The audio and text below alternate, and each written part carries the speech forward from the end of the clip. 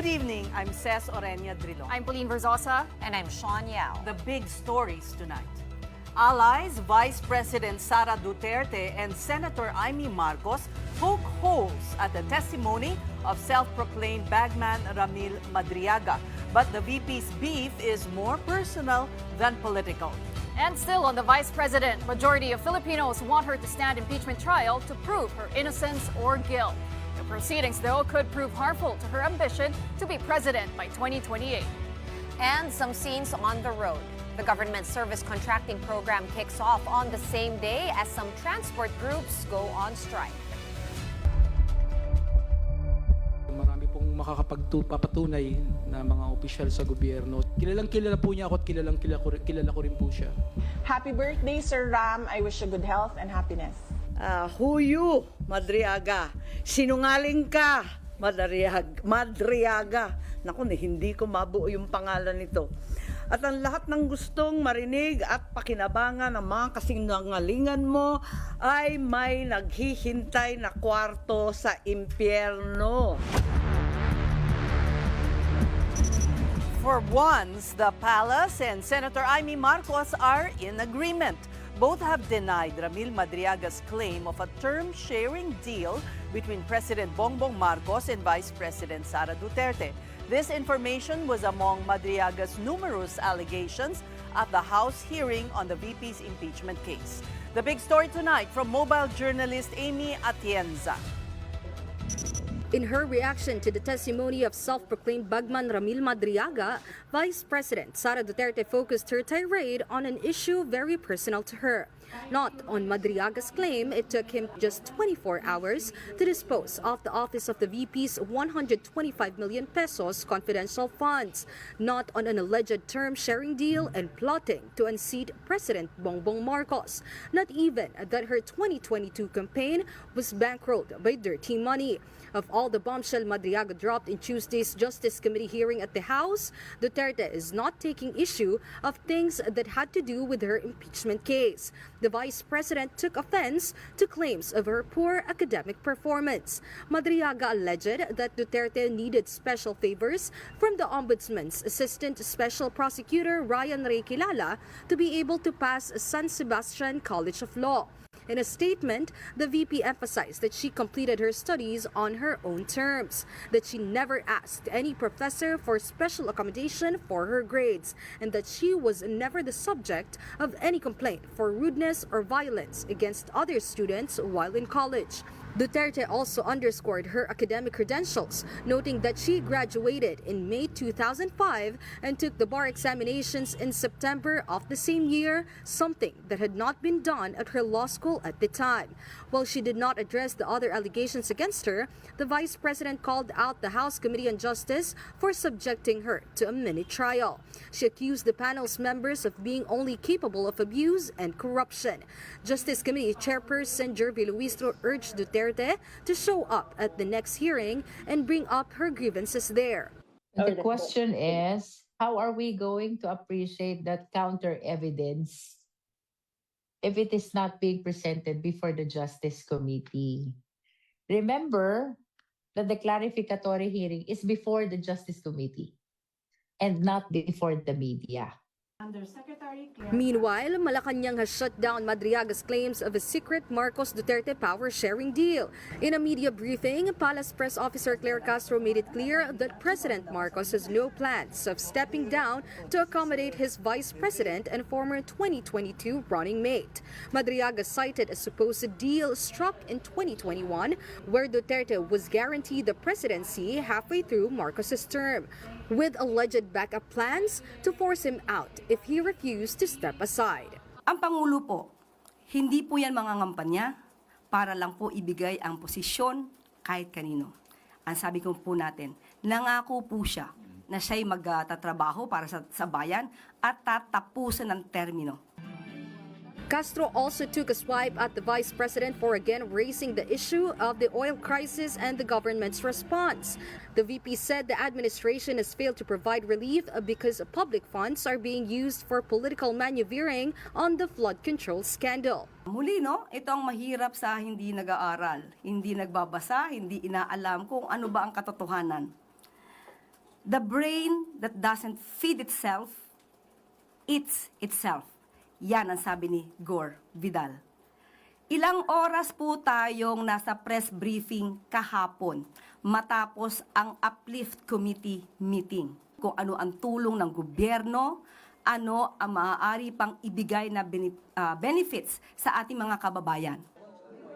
Meantime, Senator Amy Marcos also rejected Ramil Madriaga's allegations of a supposed term-sharing deal. As one of those who worked behind the scenes to form the Uni Team, the presidential sister said she knew what went down.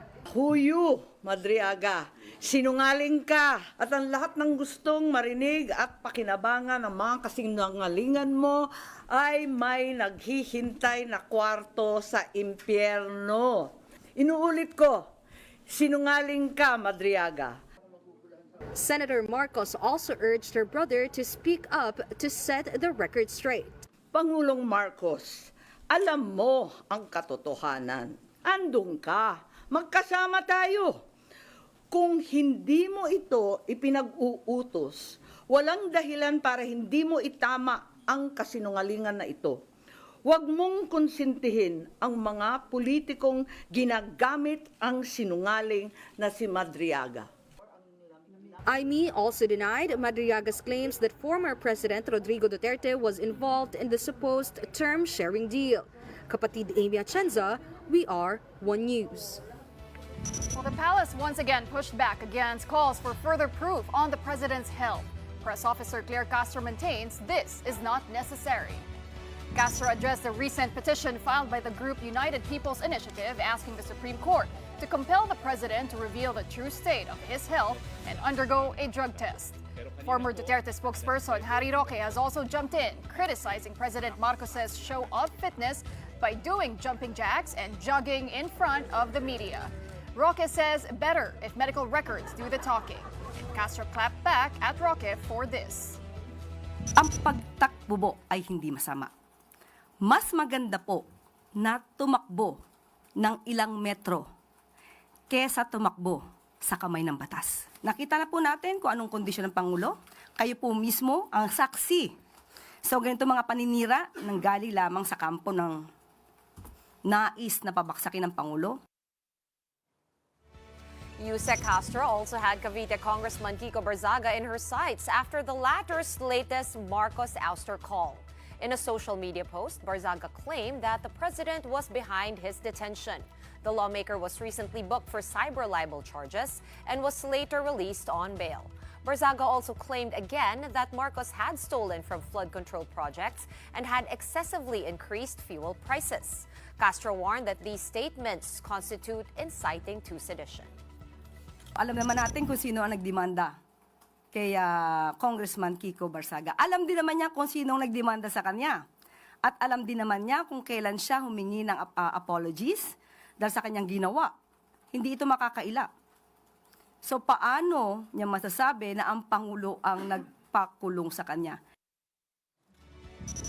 Meantime, National Security Advisor Eduardo Año has retired from government service.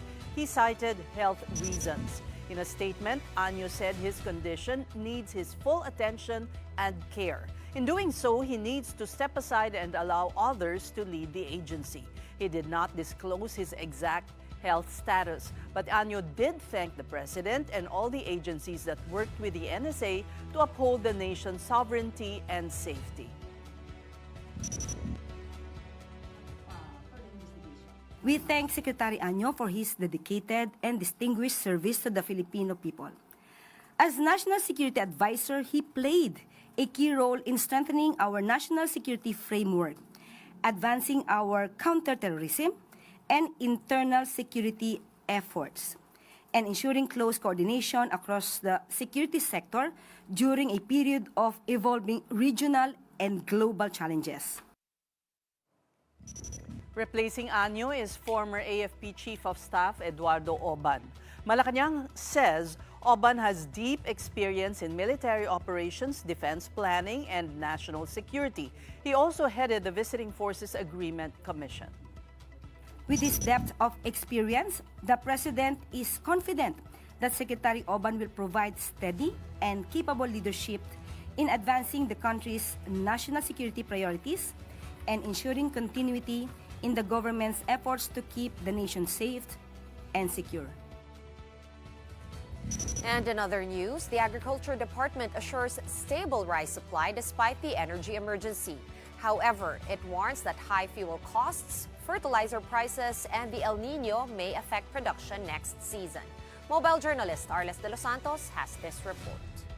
Country's primary agricultural commodities supply remains stable amid the continuous tension in the Middle East, as confirmed by the Agriculture Department. According to DA spokesperson Arnel de Mesa, one factor is the ongoing harvest season for rice, corn, and vegetables, and the importation of 1.1 million metric tons of rice in the first quarter of 2026.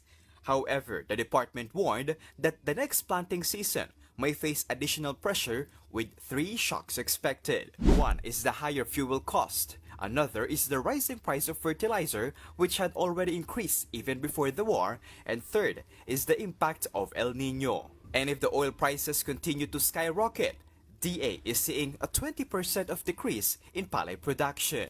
Una, land preparation, gagamit yan ng maraming makinarya.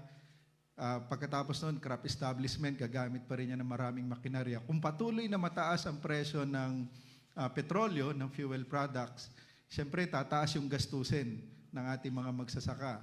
And the problem extend not just to the farmers, but more so to our fisher folks. Yung isa pang malaking shock, yung sektor naman ng pangisdaan, hindi naman sila pwedeng magsagwan lang. Kapag mataas ang petrolyo, nakita naman natin, kung hindi sila magbawas ng oras ng paglalayag, talagang pagminsan namamahinga, naglilipat ng ibang trabaho for the meantime. So, to aid struggling farmers and fisher folks, the DA is allocating 150 million pesos in fuel subsidies from its 2025 budget and 10 billion pesos from the presidential assistance that will provide cash grants, additional farm inputs, and a moratorium on loan repayments. Meanwhile, the Employers Confederation of the Philippines is concerned about the status of micro and small businesses in the country that account for 65% of employment in the Philippines. Some have reportedly shut down as they carry the burden of the rising operational costs such as electricity and fuel. Marami na kaming narinig kasi hindi organized yung micro eh. Yung mga micro can hardly survive. So any increase ng pressure yan, talaga marami magsasara. They support PBBM's call to suspend excise tax on fuel, but believe that the government should step in during emergencies to prevent excessive price increases. Though Ortiz Luis Jr. demurs the idea of a full return to regulated oil industry in the Philippines. Kapatid Arles de los Santos, we are One News. We're just going to take a quick break, but coming up, EDSA is showing the impact of the massive oil price hikes as fewer vehicles ply the major thoroughfare. We talk about this and more issues with MMDA General Manager Nicolas Torre III when we return. The big story will be right back. Keep it here.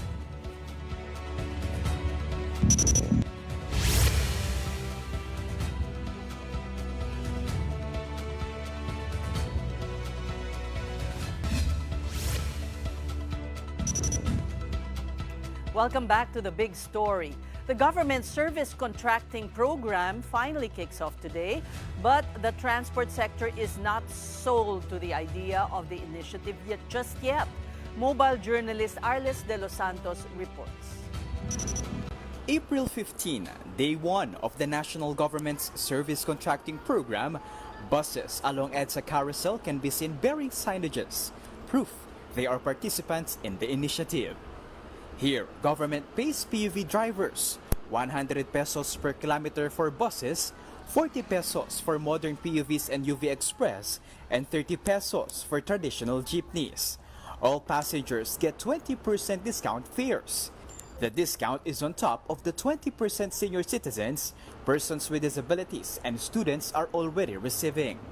Makakatulong naman po siya kahit papano. Malaking tulong yan lalo po sa mga pasahero ngayon since yung nangyayari nga po na sobrang laki ng gastos, hindi lang po sa pamasahe which is sa iba din pong mga pinagkakagastusan. Unlike commuters, drivers are not celebrating. Few passengers mean they also earn less. Wala pang 5,000. Mahina. Kasi maraming bus eh. Pangarawan lahat. Oo, gawan kasi maraming bus eh. Yung project na ito, sir, maganda naman kasi para ito sa mananakay, taong bayan. So, ang problema, sir, sa amin, sa side namin, manggagawa at saka sa operator, medyo, yung oras na ibinigay, kulang. The Transportation Department is appealing to drivers and operators to give the service contracting program more time. The DOTR believes participants will soon take home at least 1,000 pesos a day in the long run. Sana po pagbigyan na lang po, sabihin ko sa mga tsuper na ganito, na tingnan po muna nila.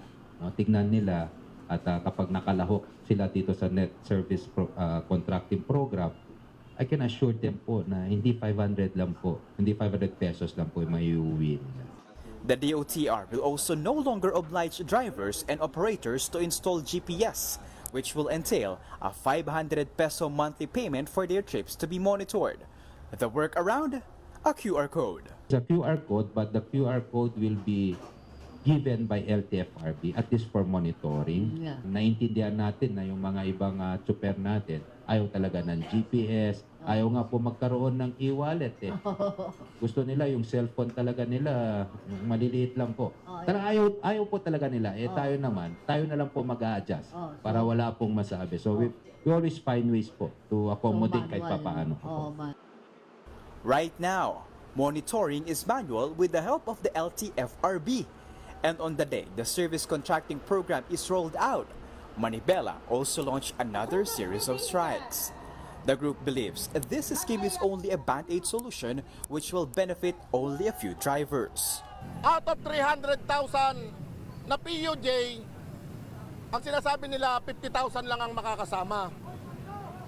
Ano ang tulong na magagawa nila dito sa service contracting para doon sa hindi po naisama?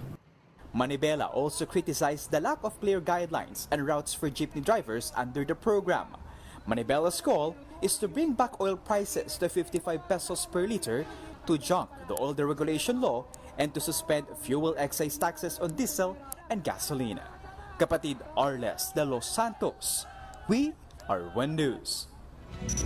And still on the roads, the Metropolitan Manila Development Authority, or MMDA, confirms vehicle count along EDSA has significantly dropped after consecutive oil price hikes. As of April 6, vehicle volume along the major thoroughfare was at 210,000. That's an almost 7% drop from the vehicle count on March 2 before the oil price hikes kicked in. In contrast, motorcycle volume increased from over 194,000 to a little bit over 203,000. Now that's a jump of more than 40%. Bicycle volume on EDSA also went up from 1,279 in March to 1,354 in April, or an increase of more than 6%. Maganda lang po siguro ang epekto nito ay tumaas po yung average travel speed sa EDSA from 19 kilometers per hour, ngayon po ay 26 kilometers per hour. Let's now discuss this and more with MMDA General Manager Nicolas Torre III in the flesh. Welcome back to the big story, sir. Magandang gabi, ma'am. Thank you very much for having me here. So, well, less headache now because the traffic is now lighter. It's a blessing in disguise, can we say that? Not exactly na less headache kasi nag-impact naman sa ibang sa ibang aspeto ng pamumuhay natin, yung nangyayaring krisis ngayon. Pero you're monitoring naman kasi traffic, so in a sense it helped. But I do understand you biked to work today. Yes, I do. How long have you been a biker ba, sir? Since high school, nasimulan ko na yan. Nang panahon na yon ng high school ako, ginawa natin yon hindi dahil fashionable, hindi dahil sa kung ano man, but it's just the way we move in the province. I grew up in Coronadal, South Cotabato, and ang high school ko naman mga 4-5 kilometro lang galing sa bahay, at nung elementary kami, ganun din mang distance halos ng elementary school. So, nilalakad, binibisikleta, dahil hindi sa dahil fashionable, kundi Mhm. kailangan. Practical. Because every penny you save. Yeah. Hindi So naman hindi lang kami- kayo pang boxing, pang bisikleta. no? hindi ako, ang pamilya namin, dahil ang tatay ko nga is EP, na PCEP, enlisted personnel, hindi kami dirt poor, pero definitely hindi kami mayaman na magkakaroon ng mga luxuries. So, walking and cycling is a way of life talaga. And it's the best time to advocate it now because people are more open now to using the bicycle or maybe e-bikes. Yes, merong opportunity na nag-open sa nangyayari ngayon. So, nakita natin, bumaba ang volume ng sasakyan dahil talaga nga namang umaabot na sa punto na dun sa mga before, sa mga nasa borderline na they just can hardly afford it. Pero pinipilit dahil ito nga, option din naman ang sasakyan. Pero sa ngayon, dahil nga sa nangyayaring economic crunch, Yeah. napipilitan yan na motorsiklo, mas tipid, or bisikleta, mas praktikal sa iba. But your task now is to make it safe Yes. for those who want to move to using the bicycle. You started with the shower and ilang stasyon na ba yun? Sa ngayon, isa pa lang, pero ongoing na ang pangalawa natin. Sa ilalim ng Quezon Avenue, may nire-redesign na namin ang area para medyo pwede na How magamit. many do you intend to put around the metro? Essentially, sa buong Metro Manila, lahat ng kung saan may mga stations kami, sa ilalim usually ng mga flyover yan. At least yung mga Sa space na ilalim yun ng tulay. nagagamit, di ba? Yes, Kasi yes. minsan parang Yes. it's really lang dead space. Yes, yes. Actually, sa ngayon, ang ginagamit naman namin bilang nursery ng mga pang-greening na projects ng MMDA, ginagamit din natin na opisina ng ating mga traffic enforcers, staging area ng ating rescue vehicles, mga ganon. So sa ngayon, dagdagan natin ng magiging shower room ng ating mga kababayan. General, how do you maintain it? Ngayon na isa pa lang, no, may mga minsan nakikitang mga complaints online. And of course, mahirap talaga siya i-maintain, di ba? Kasi public use ito. May ina-assign ba kayong tauhan para linisin ito? Yes. Nakikita nyo ba yung complaints muna? Yes, You're nakikita aware? natin. Yeah, we are aware, no? May mga nakikita tayong mga comments because we're listening to the people sa end use sa mga this is the first time that we're doing this. So medyo ito masasabi talaga natin na birth pains, no? So kinakalibrate namin ang lahat ng aming ginagawa based sa kung ano ang feedback ng ating mga kababayan. Areas for improvement, General, pagdating doon. What could be improved pa po? Tinitingnan natin una is increased water pressure. Mahina po. Medyo kasi medyo mababa yung tangke na nailagay namin. Tama lang sa taas lang ng ating container van. So iniisip namin iakyat or baka kailangan naming dagdagan ng kung economic available yung booster pump pero baka kailangan gumamit na naman ng kuryente. Sana solar-powered, no? Yes. I saw na may heater eh. Yes, may Diba? heater. Yeah. So Baka mapasok ka naman dahil walang water pressure, mainit yung tubig. Kung ibilad natin yung tangke sa araw. gusto ko yun para medyo pumuti ako. Pero speaking, go ahead. We're talking with the service utilities sa mga utility provider, Meralco, Maynilad, Manila Water, para sa aming convergence at pagtulungan para ma-deliver ang mas magandang... Who designed it? Kayo-kayo lang? Yes. Maybe you should get someone to, you know, an architect or somebody na... Yeah, napag-isipan kasi namin, no? Kung titingnan natin, para ang isang ganitong alternative transport project ay ma-roll out na maayos, no? Tatlong kailangan natin eh. Number one is yung design mismo. Yeah. Engineering design, no? So, sa bike lanes, yun nga, protected bike lanes, sinisiguro namin na maayos, safe, no? Yung mga inireklamo sa amin na may mga tubig sa bike lanes, inaayos natin. So, pangalawa, policy. Kailangan enforcement, policy enforcement na ang bike lane ay talagang dapat irespeto.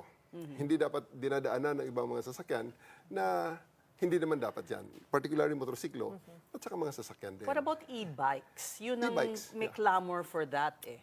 E-bikes Are you supporting that?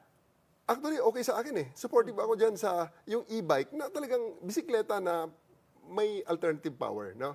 Kasi hindi naman lahat malakas. Totoo lang. Hindi lahat malakas. Pero yung e-bike naman na ang itsura naman, yung mukhang tricycle naman, na 4 na ang gulong, ibang usapan naman yan. Ang pinag-uusapan natin dito, yung mobility na dalawa lang ang gulong, bisikleta siya, Electric-powered na bicycle. pinipedalan mo, kung nahihirapan ka, pwede mong Lagyan ng gamitin power. ang booster, Kasi kayo booster din yung motor. tagahuli ng mga tatlong Yes. tatlong gulong na e-bike. MMDA rin naman yung task Pero to bawal apprehend. sila eh. Bawal yun sa Bawal roads sa eh. EDSA. Kasi in terms of safety naman talaga. Medyo may question diyan eh. Sa safety niya, marami nang bumabaliktad diyan. Tapos ang blind spot niyan is medyo kakaiba dahil may windshield siya. Yung kaliwa kanan mo na tingin, hindi gaya ng bisikleta na pag ikaw nakabisikleta, 360 ang tingin mo. Ang e-bikes hindi eh. So may It's safety a little issue. bit, Yung nasa gitna three-wheel. siya ng bisikleta, motorsiklo, and sasakyan na four wheels. So what do you think? So, ang kasunod, so we need na, sa ngayon, ang tinitingnan namin is yung two-wheel muna na e-bikes, kung may extra power yan, okay lang. So, ang pangatlo na kailangan kasi talaga yung adaptability. Sa palagi nating nakikriticize tayo. Hindi, kasi sa ibang bansa, malamig, hindi pinagpapawisan. So, sa atin dito sa Pilipinas, we have to adapt.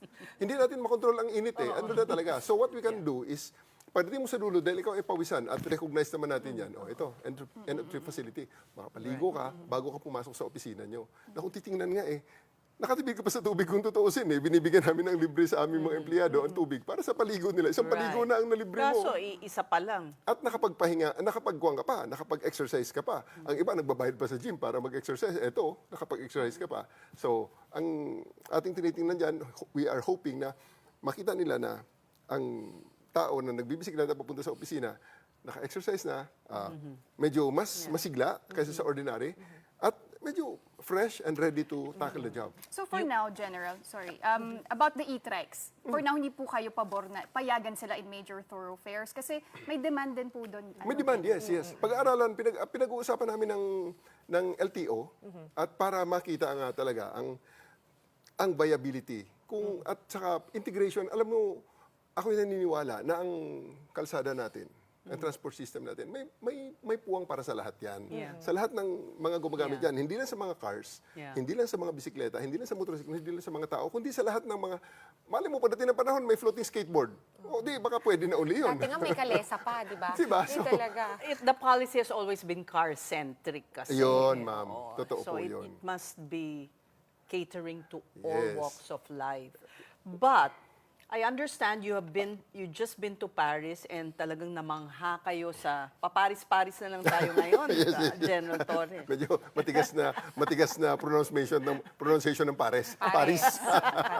Opo. So what did you see na maganda na talagang magandang i-adapt natin? Although it took them time also to make cycling really, it's a cycling city. Dumating na tayo ngayon sa punto, dumating na sila sa punto na if you go from point A to point B, gamitin mo ngayon ang Google Maps mo para sa trip. At i-select mo ang public transport, bibigyan ka niya ng actual step by step. From this point to this point, magbisikleta ka. Tapos pagdating dito, mag-train ka. Tapos sakay ka sa bus 3132. Tapos magbisikleta ka uli at maglakad ka. Kasi doon, pag sinabi niyang magbisikleta ka, may bisikleta sa lugar na ito. Kukunin mo, bibisikleta ka papunta ron, iiwanan mo uli doon. At may mga Kaya apps natin lang. yan. Kaya natin, ginawa na actually Ginawa na siya sa before. EDSA. Nagawan ko siya ng report, pero apparently hindi daw sinole yung mga bike. Yun yung isang issue. Ang end of trip destination, hindi doon sa sulian, dinala sa bahay. O baka iba dinala sa junk shop.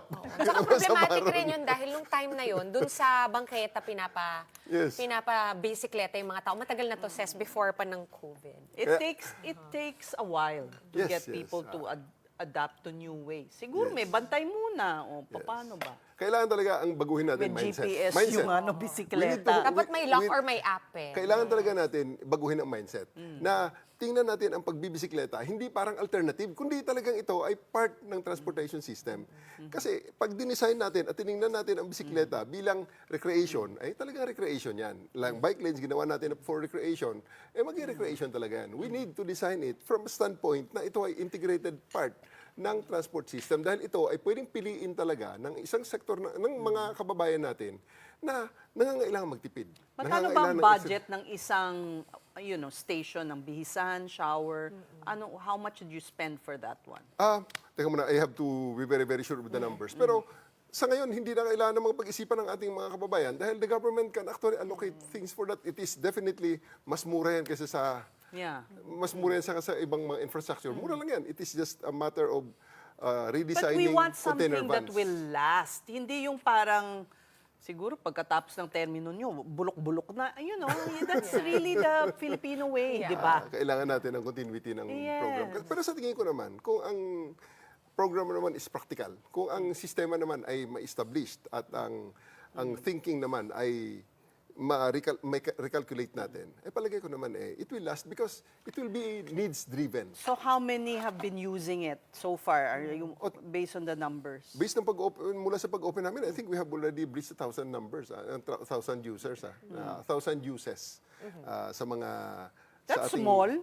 Yeah, kaya nga kailangan natin simulan sa maliit and then pag makita ng iba na ito ay pwede pala, baka pwedeng dagdagan and then we can scale accordingly. How do you get your message across, General? Because I just remember, interestingly, may nakita ko sa Twitter na nagulat yung mga tao kasi yung MMDA Twitter account, for example, or X na ngayon, sobrang active niyan dati. Pag nagtanong ko sa kanya, bakit ang traffic dito sa Katipunan? Sumasagot talaga siya agad. And lately, sumasagot siya ulit. Is that your initiative? Hindi. MMDA kasi team effort yan. It's composed of 8,700 or malapit na sa 9,000 hardworking employees na araw-araw hindi lang natin napapansin nandyan araw-araw nagtatrabaho. So, pati yung ating social media pages, mga frontline, front-facing units natin, medyo ginigising-gising natin. At sa ngayon, kasunod, antayin nyo, meron kami mga live traffic updates, regular sa major thoroughfares, at pagkatapos may mga certain cameras kaming ila-live stream namin para anytime pwedeng i-check ng ating mga kababayan kung ano ang traffic situation sa kanilang main thoroughfares that and can be intersections. Yes. Okay, ano pa? General, sorry. So aside from bicycles, actually yung nakakita din ng significant increase are motorcycles. No? 40% jump from 194,000 now nasa 203,000. How can we make our roads safer for motorcycles as well? Kasi lalo na ngayon marami mas pumipili na lang sumakay po ng bike, mas fuel efficient siya. But of course, there are still safety concerns pagdating din doon, General. Balik na ulit tayo sa tatlong inan ng traffic: engineering, education, enforcement. Ganun ulit. We are making the roads inclusive, no? Hindi lang sa motorcycle, kundi sa mga sasakyan din, sa mga bisikleta, at sa mga naglalakad. So, pati ang pedestrian lanes natin, inaayos natin. So, sa ngayon, magandang nakikita natin, may uptake ng motorcycles and nakita natin na bumaba ang pagiging congested ang congestion rate is bumaba ng konti dahil maraming four-wheel vehicles ang nawala na. So, ang kasunod na lang dyan, we have to make sure na ang enforcement natin, ang education muna, ipaintindi sa atin na ito na ang reality natin. How about accidents? Have they been increasing or going down? Involving motorcycles? Natural yan na pag malaki ang population, may certain number talaga na may mga accident na mga nangyayaring ganyan. So, pag lumaki ang motorcycle user, in-expect natin na lalaki uli. Na ngayon ay i-intervention na natin ng education at saka enforcement. Sisiguraduhin natin. How? Oo nga, how? Andyan ang NCAP, andyan ang mga tao natin, ang visibility natin na paintindi sa ating mga kababayan, especially sa education, na you can only filter up to certain speeds. Ilalagay natin sa policy yan, na you can only filter up to certain speeds na pag mabilis na ang takbo, sumunod ka na sa traffic na... Pero kung halimbawa, matraffic talaga... So may speed limits. Dapat may speed limit at saka especially yung... That are enforced. Yes, dapat. Yung changing lane po kasi. I mean, no offense naman to everyone, pero this goes across anong vehicle yung dala mo, kotse, motorsiklo. Ganun-ganun tayo Diba? I'm sure nung pagmutak sa ibang bansa, talagang everyone stays in their lane. Ang issue kasi sa motorcycle is that sumisingit-singit. No. Pero ako, nagmumotorsiklo ako, naintindihan ko rin yan. So kumisingit-singit din kayo. Ayun nga ang sinasabi natin, na up to certain speeds na pwede mong magawa. Like for example, nakapila ang lahat. Nasa stoplight. Alam nga naman na ikaw nasa likod ka rin. Ang motorcycle kasi syempre mainit yan. Naka-helmet yan. May protective gear pa yan na mainit. So, siguro maintindihan natin na sila ay nakakasingit naman dahil nakatigil lahat. Sisingit ka at doon ka po position sa harap. Para pag-go, mauuna kayo. Yes, but dapat meron silang sariling lane. Actually, meron di ba? Yung third lane. Hindi naman ginagamit. Yun lang. So, parang may debate din, General, di ba? Na pag sumunod tayo from vehicle behind one another, parang magkakos lang ng more traffic. Isa yun. Ba? So, mas okay na... Nakita natin yun before. Nakita natin yun nangyari sa Commonwealth dati. Kinunfine ang mga motor sa gitna ng isang lane lang. At in-encap talaga binantayan. Lahat naman ay sumunod. Pero nag-cause din na mas malaking traffic. Kasi ang ang basic principle talaga ng traffic design is that the less cars or the less people on the road, the better. So, itong mga tao na to, hindi naman nandyan sa kalsada dahil gusto nila magstay dyan sa kalsada. Gustong pumunta yan sa kung saan. So, kung mas mabilis natin silang mapapunta sa kanilang destination, there will be less people or less vehicles. So, what's the better way to do it? Do they need a separate lane or not? So, Because binabalanse natin. Binabalanse natin ang pag-confine ng mga motorsiklo sa isang lane at saka yung need naman na sa realidad naman na pwede ka namang mauna dito dahil maluwag naman. So, and then the better for you. Pero as to your second, yun nga yung education, how do we get that point across to them, General, na, alam mo yun, ang hirap kasi kung hindi black and white yung rule, di ba? Yeah. I'm sure you understand. Yeah. No? Yeah. Parang pwede to, except pagka ganyan, pagka mabilis. Gray, ang daming gray areas. Hindi, maliwanag yan. Kasi sa ibang mga bansa, pinag-aralan namin, may policy. You can lane filter legally up to certain speeds. Pero pag mabilis na, bawal na ang lane filtering. So, kasi you don't need we're trying to study it at i-adapt natin kung ano ang applicable sa atin. Speaking of, medyo issue rin ngayon ng MMD, niisip ko lang, no, yung Manila Marathon na a lot of Ay, transport. Pupunta ka na sa TikTok. Hindi pa. Manila Marathon muna. Kinakabahan ako. Are you supporting the marathon? Na matuloy siya? Because you're so into sports and you're athletic. Yeah. Well, it will happen on Independence Day. Okay? It will happen on midnight. Holiday. So, design din naman namin na hindi makaabala sa mas maraming tao, no? Ang ending nga nun is alas 7, tapos na lahat eh. Balik na uli. So, that will happen in the dark. Okay? So, in the dark, on a holiday, and the next day is a weekend. So, I don't think it will cause it will be an issue. Hindi naman. At yan ang part ng promotion ng ating bansa naman. So speaking of Because issues... dadating din ang panahon na maglalakad na lang tayo. Oo. Kailangan natin. Also, kailangan mag-practice. So speaking of issues, siguro before we let General go, nag-viral po kayo. I asked you this earlier, no? It's on TikTok. Your wife posted a video of you texting. And all that virality happened in the comment section. May nagsabi na, may nag-comment lang na ginamit lang si General Torre, tapos nag-comment back yung wife mo lang na pumaldo na yan.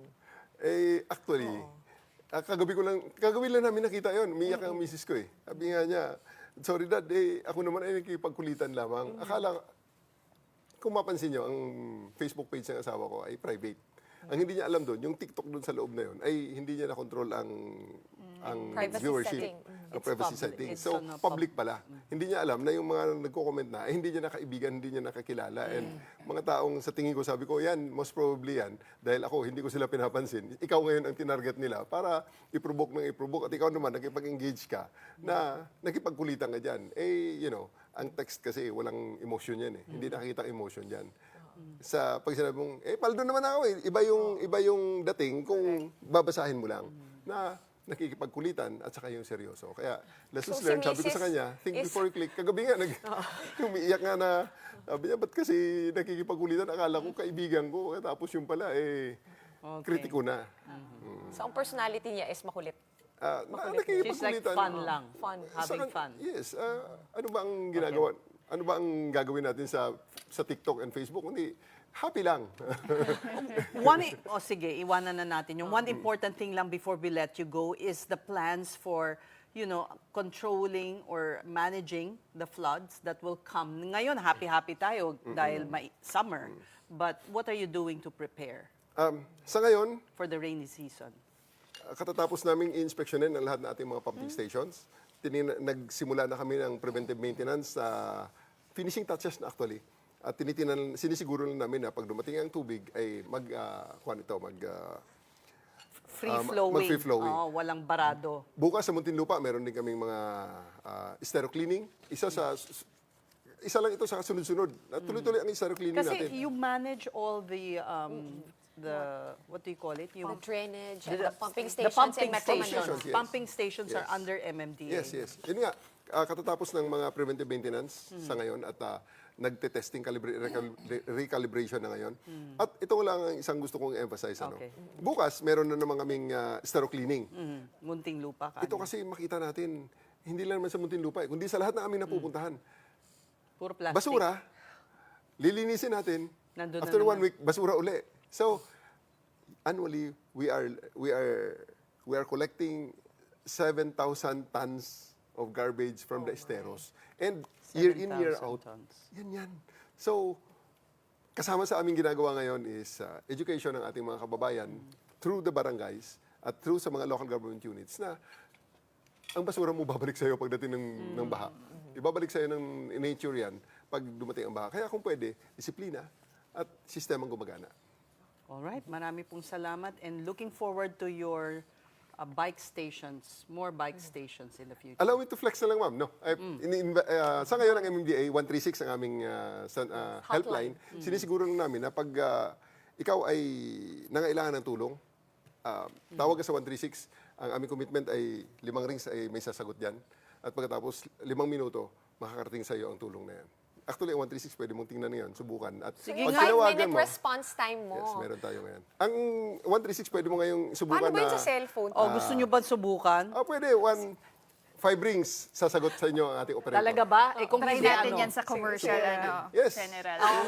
Sige. Sa commercial, pwede natin. Try natin yan. Tapos babalitaan namin sila after ng commercial. When we return, we will know Yes. if you're right. Okay. We thank you for sitting down with us. Thank you, ma'am. MMDA General Manager Nicolas Torre III. And we are pausing for another breather, but right after that, one survey firm says former Vice President Leni Robredo is catching up with the numbers of her successor, Sara Duterte, as preferred presidential candidate in 2028. The details when we return. Keep it here on One News.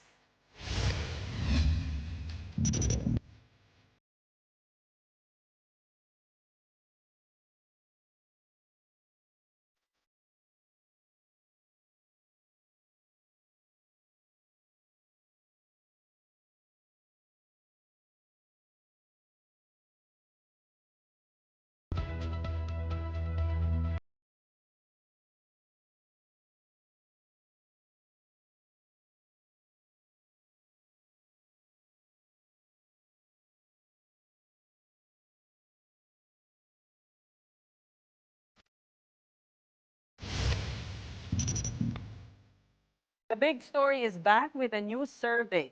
Nearly 7 out of 10 Filipinos agree Vice President Sara Duterte should face an impeachment trial in the Senate.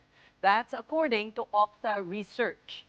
Asked if Duterte should respond to allegations against her at an impeachment court, 69% of respondents said yes, while 28% said no. The House is currently determining probable cause in the 2 impeachment complaints against the VP. Okta President Ranjit Rai told our sister program Storycon, Filipinos believe an impeachment trial is a vehicle for accountability and due process. It has to be understood, no, that this is not an apathetic public. It's a highly aware and engaged public. What the data means is that it does not mean that it's automatic support for removal. Yes. Okay? It reflects a demand for accountability, but it also reflects a demand for due process. For everyday Filipinos, trial means something that deals or is associated with fairness, an opportunity to explain due process. So for some people, they understand the question that way. So everyday Filipinos are clear. We want the trial to continue, but we're holding. Okay, we're not making any decisions about the outcomes. We're not yet sure about removal. So it's pretty clear that that's one way to interpret it. Huge majorities back a possible Duterte impeachment trial across all geographies, even in her own bailiwick of Mindanao. Support for the proceeding is highest in the Visayas at 83% and NCR at 81%. Meantime, Rai teased the results of Okta's newest survey for the 2028 presidential race, which will be out soon. This is the first poll since Vice President Duterte announced her intent to run for president in 2028. The results? A narrowing gap between her and her predecessor, now Naga City Mayor Leni Robredo. Robredo has said she is not eyeing a national position. The vice president's numbers went down for the first time in 4 quarters. Yan na nga. Okay. No, this is for 2028 preference. The number 2 is not anymore a universe away. Okay, the number 2 person is now just between 9 to 12 points away na. So yung gap nagnarrow na po, and just in 1 quarter.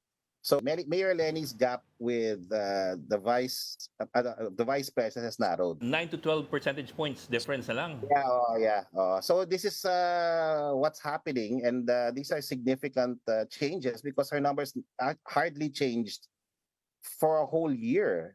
She's been, been stagnant. Not moving, and she didn't do anything last quarter, except for that, very, that visit, that the president made. Medyo nag-high profile yung mga bisita sa kanya. Siguro, kay President, President Marcos visiting her in, in Bicol. Was the only big event actually that happened, but it could be a confluence of other factors. Where I think to a great extent, she's gaining supporters.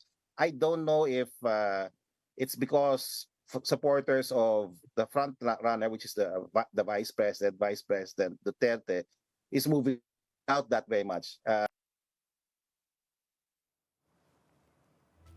Meantime, here are the other stories making headlines this midweek, starting with President Marcos's call for fuel sharing among ASEAN nations. At the Asia Zero Emission Community, or AZEC Plus online summit, Marcos urged member states to activate the ASEAN Petroleum Security Agreement. This pact outlines short, medium, and long-term strategies to address fuel shortages in distressed member countries.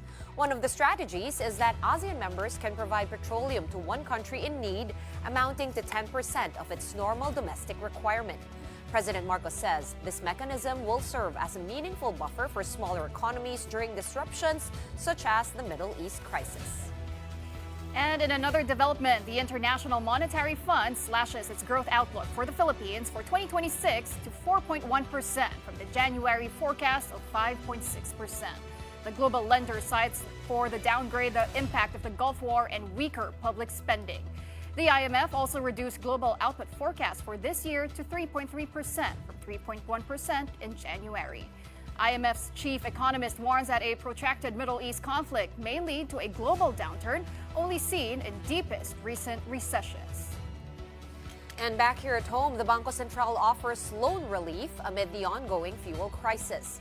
The BSP approved Monetary Board Resolution 296 last April 8, allowing banks to grant a grace period of up to 6 months for affected borrowers. Agricultural loan payments may also be deferred for 1 year. The relief measure comes as the country remains under a state of national energy emergency. Now on to another story. Artificial intelligence continues to reshape how we consume and share information. And with that, educators and media practitioners are urging the youth to slow down, think critically, and use technology responsibly. Mobile journalist Daniel Dial has this report. A stronger push for the responsible use of collaboration and AI was tackled here at De La Salle University, Dasmariñas, encouraging young researchers to think kamuna.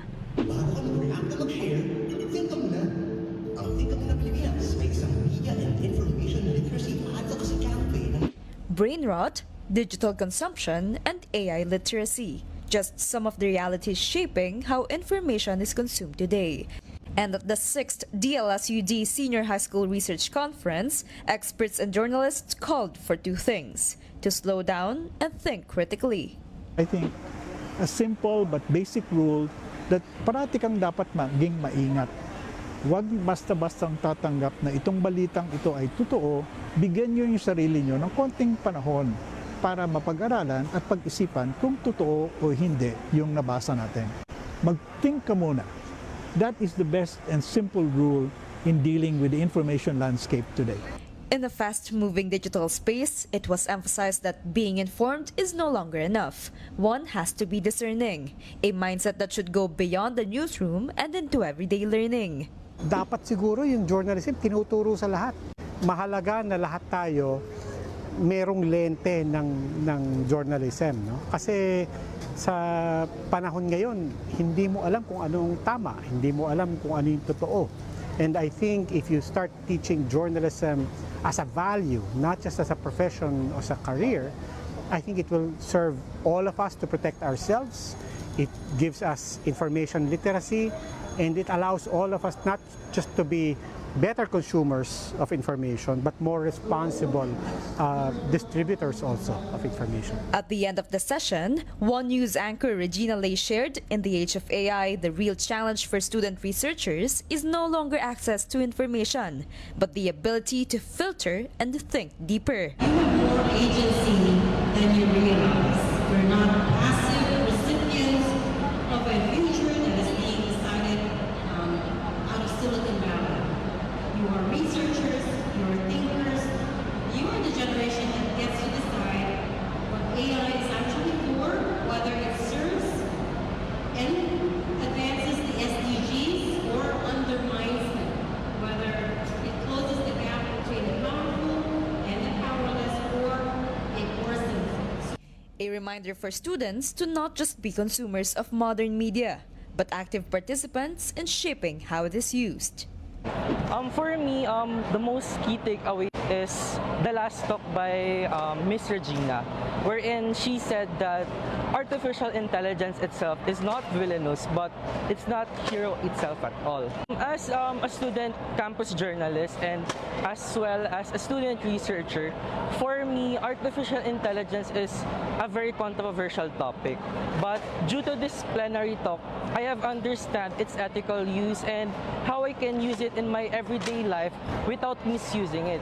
As AI continues to shape the digital landscape, the most important skill may be the simplest. Pause, think, and be responsible with what you know and what you share. Kapatid Mobile journalist Daniel Dayao, we are One News. The future journalists.